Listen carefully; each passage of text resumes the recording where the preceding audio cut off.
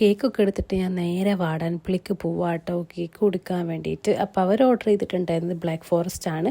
ഹർത്താലായ കാരണം ഞാൻ ഇന്നലെ തന്നെ കേക്ക് മേടിച്ച് ഫ്രിഡ്ജിൽ വെച്ചിട്ടുണ്ടായിരുന്നു കേട്ടോ. അങ്ങനെ അവിടെ പോയി കേക്ക് കട്ടിങ് ഒക്കെ നടന്നു കേട്ടോ.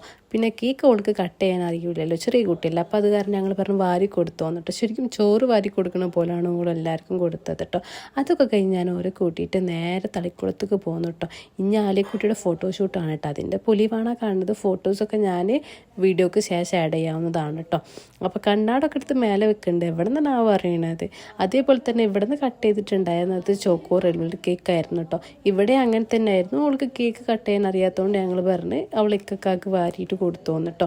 അങ്ങനെ കേക്കൊക്കെ കട്ട് ചെയ്ത് ആലിക്കുട്ടിയുടെ 2 വയസ്സായിരിക്കുകയാണ് ഗായ്സ്. അങ്ങനെ എന്താ